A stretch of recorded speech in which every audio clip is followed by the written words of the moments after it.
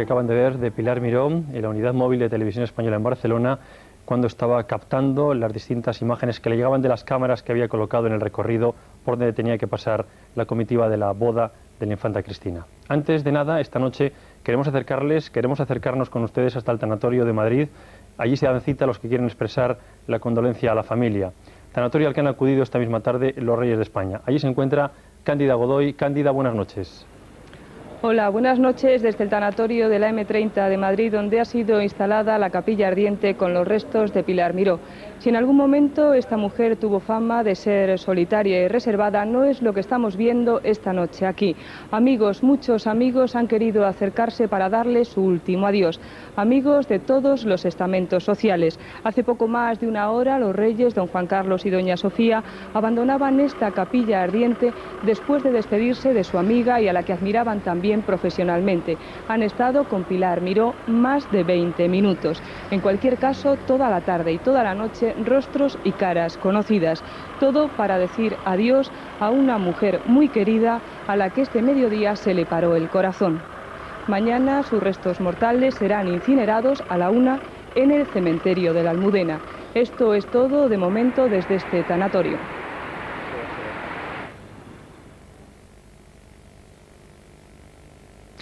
Imágenes que han visto, veían a Felipe González ha declarado que Pilar Miró para él era mucho más que una amiga. No hay que olvidarnos que Pilar Miró era también amiga personal desde hacía muchísimos años del que fuera presidente del gobierno Felipe González, que militó en el Partido Socialista hasta el año 1988 y que proviene del mundo cultural de la izquierda de nuestro país. La noticia de la muerte de Pilar Miró ha sido, como todas las muertes, un mazazo para sus compañeros y para sus amigos. Ayer mismo trabajaba en las cabinas de montaje de esta casa de Televisión Española. Estaba haciendo ese especial que emitíamos anoche mismo de la boda de la infanta Cristina. Pilar no estaba en el sofá de su casa viendo su propio programa, porque esas cosas no las solía hacer. Anoche estaba en el Teatro Real, se encontraba perfectamente bien, recibía las felicitaciones de todos de nuevo por sus últimos trabajos. Hoy todos estamos lamentando su muerte. Como persona y como profesional, Pilar Miró nunca pasó inadvertida, dejaba su huella. Tuvo la oportunidad en su trabajo, en sus muchos años de experiencia, de conocer a todo tipo de personas. Por eso hoy estamos lamentando su muerte desde todos los puntos, desde todos los lados.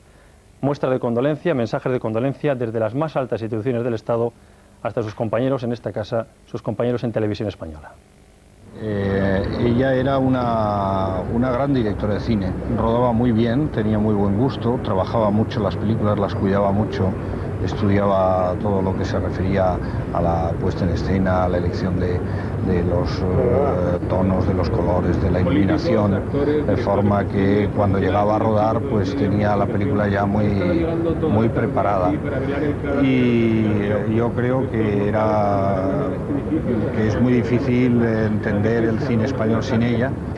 Pues yo diría que sobre todo su fortaleza, su espíritu de lucha, su perseverancia, el cariño que le dedicaba a la gente. Ha muerto en lo alto, ha muerto en la gloria, ha muerto en el prestigio profesional, como tenía que ser, pero no ha terminado. Aún le quedaría mucho camino por delante, pero la pérdida personal es demasiado fuerte, tan súbita como traída por el viento en un día de tinieblas.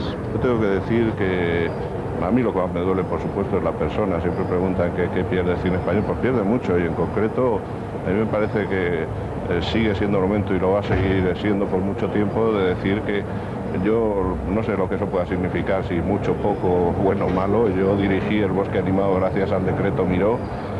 Yo he podido producir la primera película de Amenábar, Tesis, gracias al decreto Miró, y estos últimos años los que hemos hecho cine lo hemos hecho gracias a que ella luchó por sacar adelante desde el puesto de directora general de cine un cine más serio que el que se estaba haciendo. La memoria que quiero tener de Pilar es la de una mujer que luchaba por vivir, que tenía enorme sensibilidad, que tenía, digamos, un sexto sentido que nos hacía y que nos transmitía a todos esa calidad y esa protección por esas cosas que aparentemente no se ven a simple golpe de vista. Hombre, yo creo que durante estos 20 años que ha vivido de regalo después de que se la operase a corazón abierto, ha demostrado que era una creadora y una mujer de mucho fuste y de una gran entereza. Todos los que nos dedicamos a esta industria del espectáculo tenemos que estar agradecidos todos a Pilar por su eficacia cuando fue directiva tanto de televisión como de la del cine. Y luego, pues como espectador, como hombre de cine, pues me ha encantado siempre sus películas, ha tenido una categoría universal. Es una persona admirable porque ha sido muy valiente y ha sabido vencer con entereza su enfermedad. Ha defendido su posición como profesional y como mujer con una entereza. Ahora cuesta trabajo verla quieta. Es duro verla quieta. Era una mujer brava, era una mujer tierna, era una mujer seductora, era una mujer que tenía muy claro lo que quería. Eso hacía que a veces se tirase a hacer el doble salto mortal sin red y algunas magulladuras llevaba en su cuerpo. Amiga de sus amigos por encima de todo, aunque a sus amigos muchas veces por ese carácter que tú decías, pues nos ponía ciertas barreras, pero esas barreras eran las que nos aproximaban a ella. Pilar era y es y sigue siendo, como te decía, esa coherencia frente a la vida con todo lo que representa un ser humano como la copa un pino. Considero que es una mujer muy valiente, que ha hecho de su vida, no diría una obra de arte porque era muy discreta, pero una gran coherencia. Era una demócrata profunda y era una artista de una gran sensibilidad, que iba creciendo, ¿no? Porque las últimas películas y las últimas puestas en escena, por ejemplo La Toro de Fenisa o Perro del Hortelano, pues realmente había logrado cosas muy difíciles que no se habían intentado en el cine español y pocas veces con tanta naturalidad y también en el teatro clásico. Lo que puedo sacar de Pilar es que siempre ha puesto la amistad por encima de cualquier otra cosa, cualquier otra diferencia que pudiera haber. Y yo creo que profesionalmente no hace falta destacar lo que ha sido, todo el mundo lo conoce, todo el mundo conoce su último trabajo, que ha sido especialmente delicado, especialmente difícil, especialmente bonito. Para mí me cuesta mucho hablar en pasado, era una mujer única, un ejemplo de una manera de ser, una mujer noble y una mujer auténtica. Es muy difícil encontrarte gente así. He aprendido muchas cosas de ella, nos hemos tocado muy cerca, muy profundamente y siempre estará conmigo. Muchos personajes se han acercado al tanatorio, a la casa de Pilar Miró. Algunos de sus amigos más íntimos, como podían ser Víctor Manuel, Ana Belén o Miguel Ríos, no tenían fuerzas siquiera para hacer declaraciones. Vamos a entrar en unos instantes en lo que es Pilar Miró en cuanto a televisión, y especialmente en cuanto a televisión española. Pero Pilar Miró, como saben, fue más allá de la televisión. Buscó la magia del cine, buscó la magia de un patio de butacas. Contar historias, que era lo que más la apasionaba, pero en forma de películas. Su primera película hace 30 años, La Petición, después otras muchas, con problemas con la censura, recordemos El crimen de Cuenca, y también su última película, El perro del hortelano, con el premio El Goya a la mejor dirección.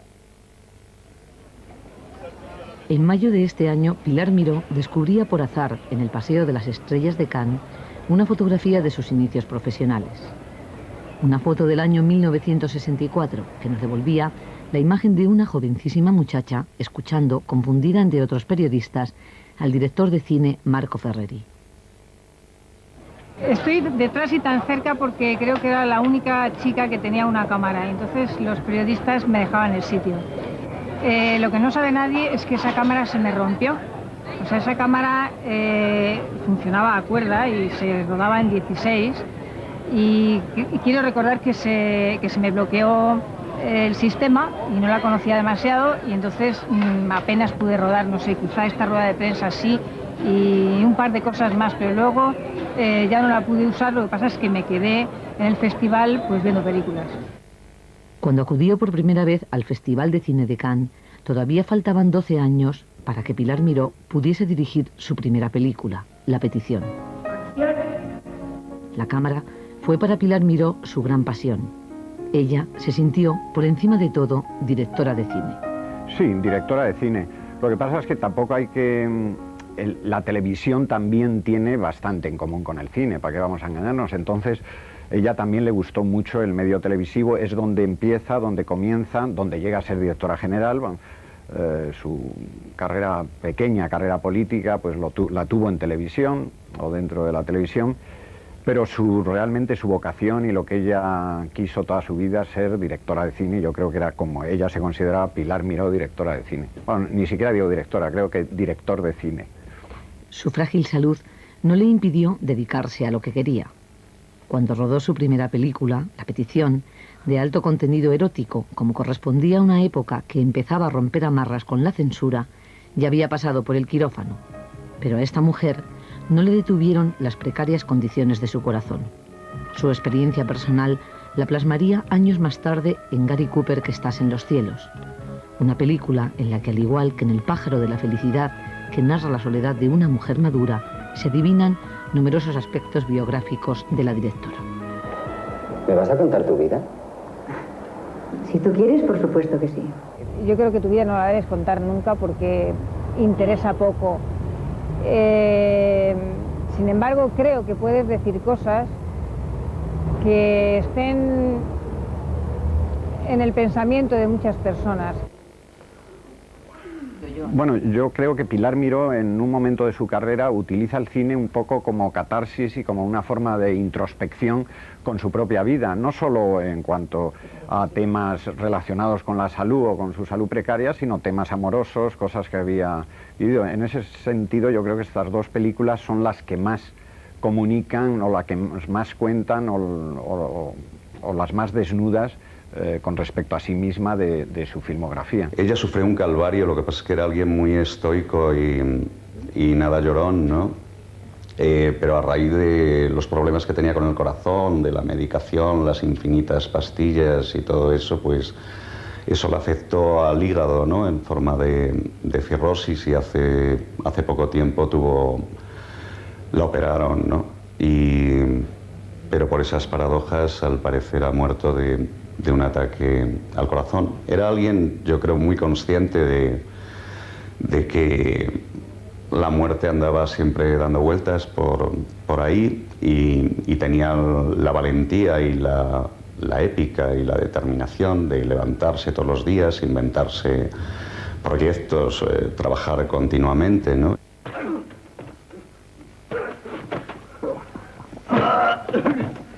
En 1979, en plena transición democrática, Pilar Miró rueda El crimen de Cuenca.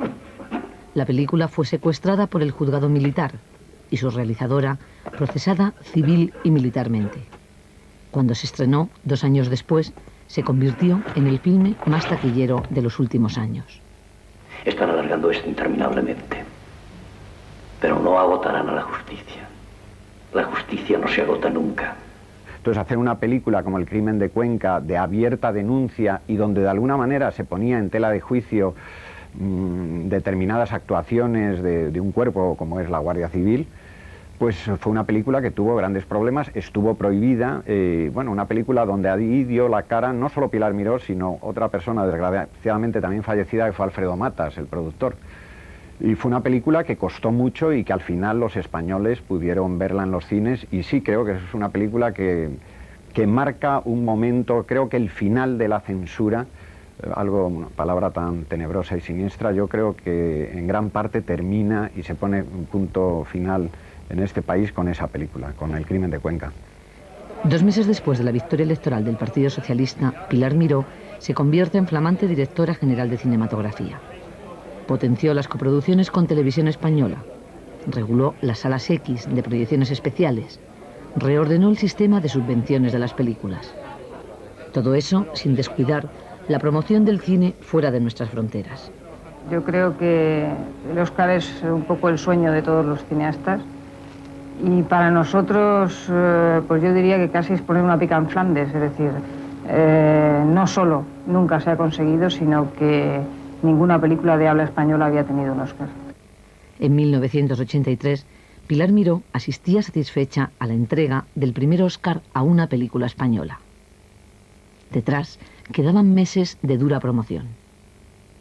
hay algo que no se puede discutir, es que por primera vez el cine español empieza a verse en todos los festivales, empieza a haber una política coherente de promoción, empieza a haber logotipos, empieza a surgir en los festivales pues un mapita célebre que se ha hecho, bueno, que ya lo hemos visto 90 veces, de cine español para el mundo. El cine español empieza a ser algo que no es una especie nebulosa extraña que surge debajo de los Pirineos en Europa, sino que empieza a ser una realidad, y una realidad que empieza a tener poder, fuerza, y que empieza a verse en todos los festivales, en Cannes, en Venecia, en Berlín, no solo en festivales nacionales. Yo creo que en este sentido hizo una gran labor, una labor muy megalómana, si quieres, en algunos aspectos, un poco como era ella, un poco osada y enloquecida, y lo digo como virtud y como elogio. Pero yo creo que esto fue importante y de alguna manera luego se ha heredado otras administraciones y lo han reconocido, se ha heredado gran parte del esfuerzo de Pilar Miró en esos años. 3 años después de llegar a la Dirección General de Cinematografía, dimite y vuelve a su labor detrás de la cámara. Rueda Werther, de Goethe, con la que España acude al Festival de Cine de Venecia.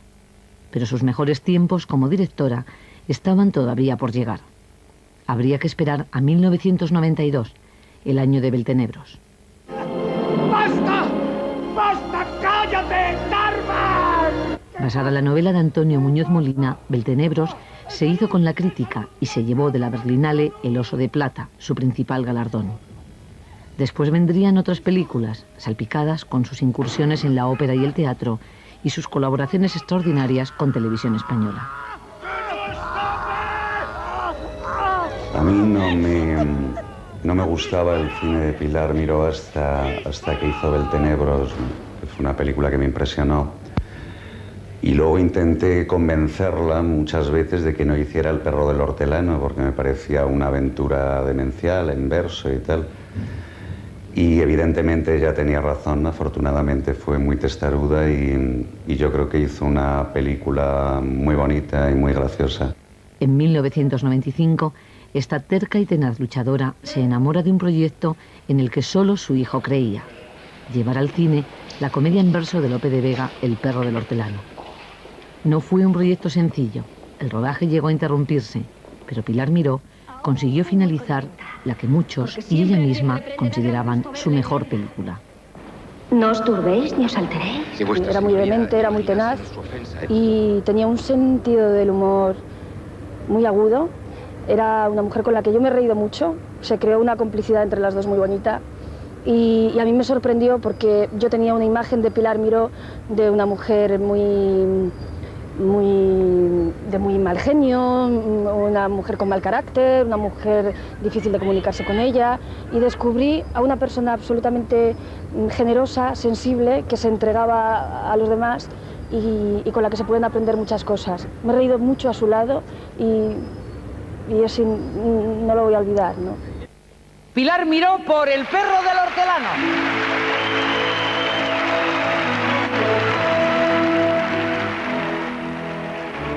El público estuvo de acuerdo y la Academia de Cine también.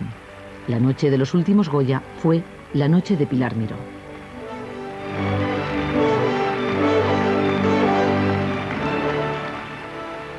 Bueno, yo en los Goyas prefería no esperar nada. Creo que fueron merecidos y lo celebré mucho por cada persona del equipo que creo que los merecía. A la película me parece que ha sido un reconocimiento por parte de los miembros de la Academia importante, y a mí personalmente pues me ha gustado tener el Goya a la mejor dirección. Y quiero dedicarle este Goya a la persona que más ha confiado y que más me ha animado a lo largo del proceso de esta película, a mi hijo Gonzalo. Es tuyo.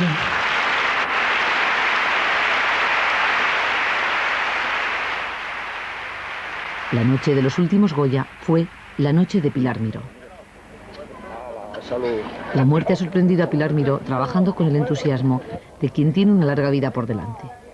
Sus amigos reconocen que podía resultar hosca, fría y difícil, pero todos coinciden en que era la máscara bajo la que escondía un carácter vulnerable y un corazón tierno y enfermo.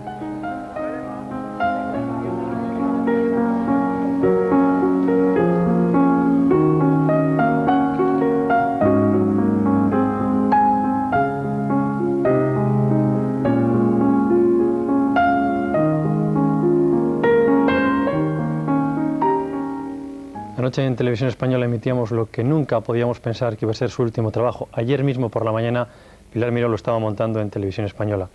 Su ilusión estaba en otra boda real, lo habíamos comentado hace muy pocos días. Ya estaba pensando en la boda del príncipe Felipe. Decía que tal vez se iba a casar en la Almudena, que el ramo de flores la novia lo podía dejar en la iglesia de San Francisco de Asís o tal vez en los Jerónimos. Ya estaba soñando con ese próximo enlace que todavía no tiene día, no tiene fecha.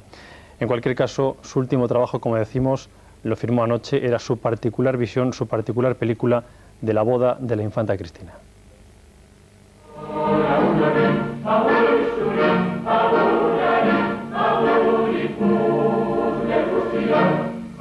Ayer por la noche Televisión Española emitía su último trabajo. Lo había terminado apenas unas horas antes. Se trataba de un montaje especial sobre la boda real que transmitió desde Barcelona en directo hace 15 días. Su cercanía a la familia real ha motivado que los reyes Juan Carlos y Sofía recibieran con profundo dolor la muerte de la directora de cine y realizadora de televisión, Pilar Miró. La realizadora conoció al rey Juan Carlos en la Facultad de Derecho de Madrid, donde fueron compañeros de estudios. En esa época el monarca y la realizadora trabaron una amistad que fue estrechándose con el paso del tiempo y que hizo que los reyes le confiaran la retransmisión de las bodas de sus hijas, las infantas Elena y Cristina. En ambos casos los monarcas valoraron tanto su rigor profesional como su prestigio, pero sobre todo su calidad humana.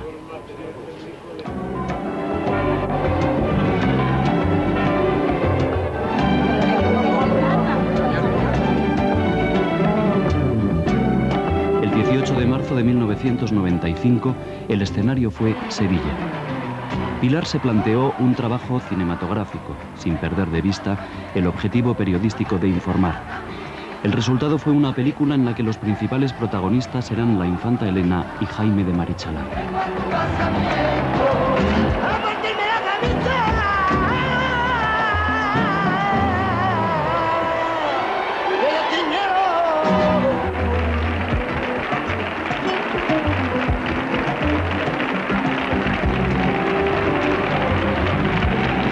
Sin duda para la Televisión Española era un reto primero que la retransmisión contara con todos los medios que necesitaba y luego desde el punto de vista de emisión que tuviera la aceptación fabulosa que ha tenido.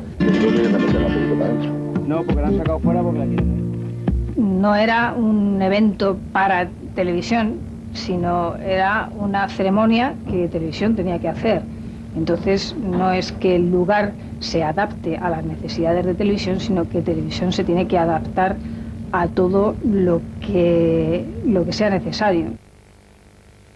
En el nombre del Padre, y del Hijo, y del Espíritu Santo.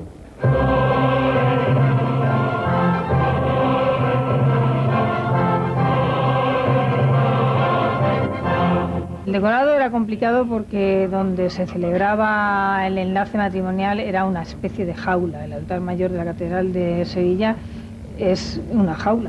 Eso dificulta la iluminación y dificulta dónde se ponen las cámaras, sobre todo cuando se trata de televisión porque las utiliza de una manera simultánea.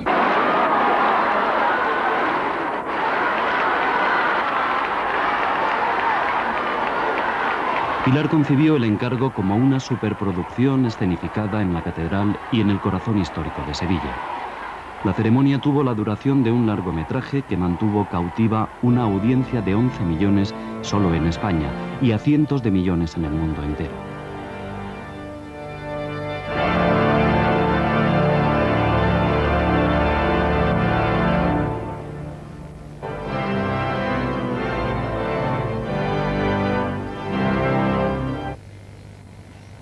Elena de Borbón, infanta de España.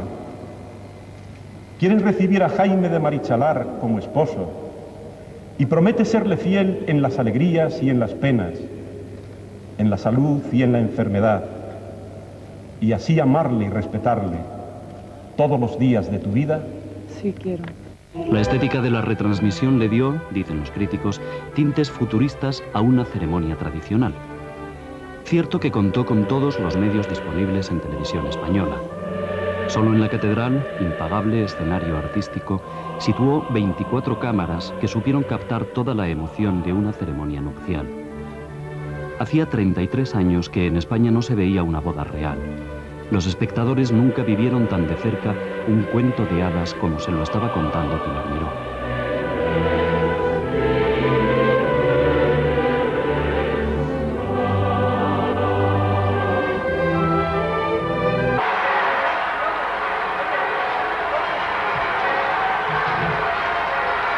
Luego, en el recorrido, 7 unidades móviles captaron la belleza de la ciudad y la emoción con que los sevillanos homenajeaban a los recién casados.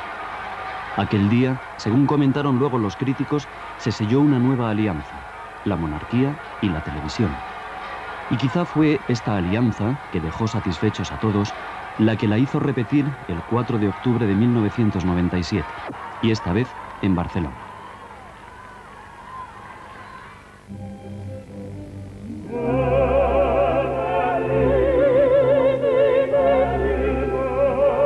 Durante semanas Pilar estuvo trabajando para que la transmisión fuera perfecta. A veces se encontraba muy cansada y temía no poder seguir, pero pudo y realizó lo que iba a ser su último trabajo en directo.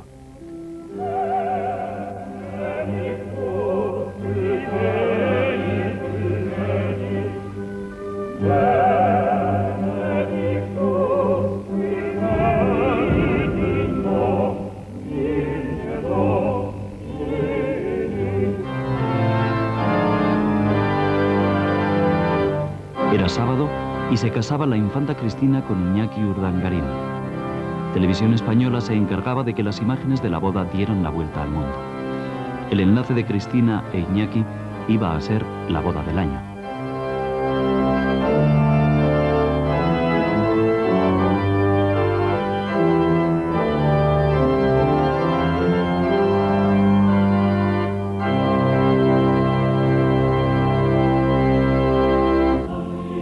Pilar Miró organizó un operativo solo comparable al desplegado en los Juegos Olímpicos del 92.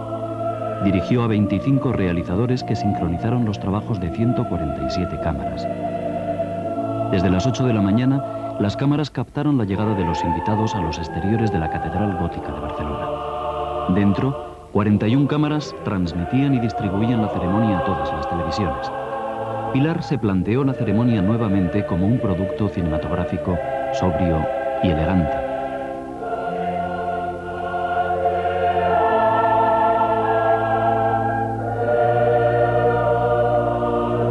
En una entrevista posterior, la realizadora explicaba así su concepción de este trabajo. No, he mantenido el criterio que me había propuesto desde el principio, que era no llevar el espectáculo a otro sitio o hacer de una ceremonia un espectáculo.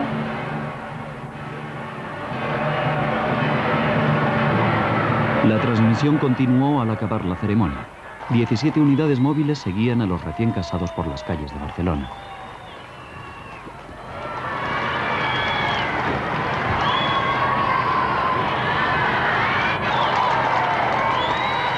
Antes de llegar a la Basílica de la Merced, donde la novia iba a depositar su ramo, las cámaras captaron cómo la infanta arrancaba una flor y se la daba a guardar a su marido como recuerdo.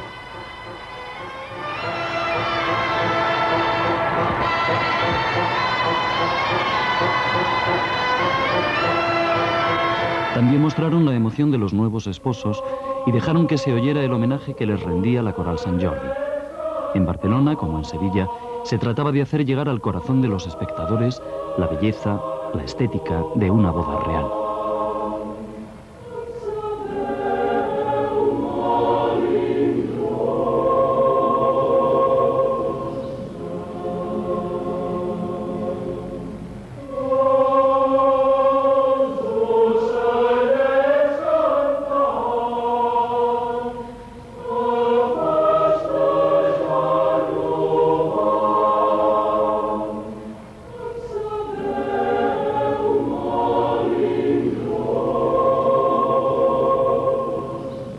A mí me ha parecido una ceremonia tremendamente sentimental. Yo creo que todos estaban al borde de las lágrimas, todos han pasado por un momento de una profunda emoción.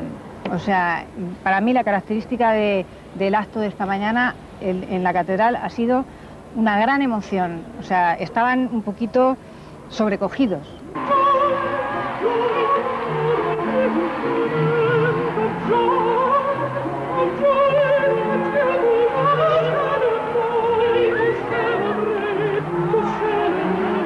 Pero no quiso terminar así.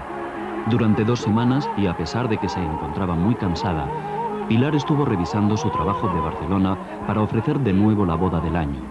Un último resumen para mayor deleite de la audiencia. Fue su último esfuerzo, aunque ella no lo sabía, pues ya tenía varios proyectos en marcha. Pilar nunca dejaba de trabajar. Decía que el trabajo nunca la angustiaba. En todo caso, insistía, le agobiaba carecer de él. Corriendo, supervisando todo hasta el último detalle, concibiendo la vida como un todo fotografiable, Pilar Miró dedicó hasta el último latido de su corazón a contarnos las cosas como si fueran parte de una película, de un espectáculo dramático concebido por alguien que dominaba como nadie el lenguaje de la imagen.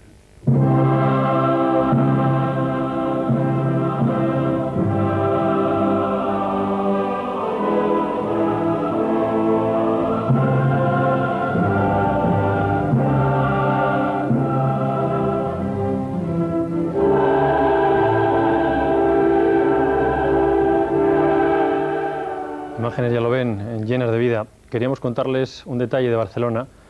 Pilar Miró se imponía un trabajo realmente agotador, sus jornadas eran inacabables. En vez de ir a comer o en vez de ir a cenar, aprovechaba ese pequeño ratito simplemente para ir a descansar, para tumbarse, porque quería volver a continuar su trabajo. Era de un rigor extraordinario. La verdad es que la vida, el cine, la televisión han sido buena parte de su vida, de entender su vida.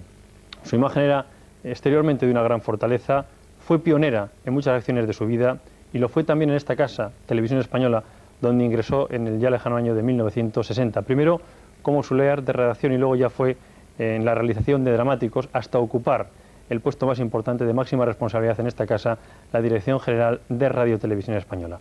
Vamos a contarles esa historia con imágenes. Cualquier persona que ha vivido un momento o más en los que ha estado, digamos, en situaciones límites, sin duda se plantea o ve la vida de una manera distinta. Yo no sé si mejor o peor, pero sí con una constante que es la de la angustia por una parte y la de la prisa. O sea, hay excesiva inseguridad sobre el tiempo. Siempre es un continuo vivir pensando que no vas a tener tiempo de vivir. Finalmente, su corazón no pudo seguir adelante por más tiempo. Pilar comentaba con frecuencia a sus amigos que en la soledad de la noche, a veces, se asustaba de escuchar el sonido metálico de sus válvulas cardíacas implantadas años atrás. Esta misma semana hablaba en el programa Saber Vivir cómo se sentía con ese corazón que marcó su vida. Cambia desde el momento en que sabes que dependes de que ese corazón que tienes, que no deja de ser incompleto o que no es como el de los demás, pues es una amenaza permanente si tiene algún incidente de este tipo o si no llevas una vida que en mi caso no es a veces la adecuada. Pilar Miró había nacido en Madrid el 20 de abril de 1940. Hija de militar, se educó en una disciplina severa y en un colegio de monjas donde estudió el bachillerato. Después de hacer preuniversitario en el Instituto Lope de Vega de Madrid, comenzó estudios de Derecho para pasar luego a Periodismo y a la Escuela Oficial de Cine, centro al que siempre recordó como un nido de rojos. Era la época en que ella se inicia en política corriendo delante de los grises. Pionera de las mujeres realizadoras de televisión, comenzó a trabajar en Televisión Española en 1960 y aunque se especializa en programas dramáticos, hace repetidas incursiones en el género musical pop, variedades y en los informativos de sobremesa. Por sus cámaras pasaron autores teatrales tanto clásicos como modernos: Dostoyevsky, Balzac, Tirso de Molina, Strindberg, O'Neill o Lope de Vega. En esos años, la Miró, como familiarmente era conocida en esta casa, se hace un nombre como realizadora sobresaliente, al tiempo que comienza a cultivar su imagen, falsa a veces, de mujer dura, pero siempre valiente. No sé si valiente, sí osada. Osada, pertinaz y combativa, sí. Creo que sí. Yo no cogí nunca la bandera del feminismo y no he sido consciente de haber roto, porque en definitiva sí he ido rompiendo esos posibles prejuicios que sin duda ha habido, y en aquella época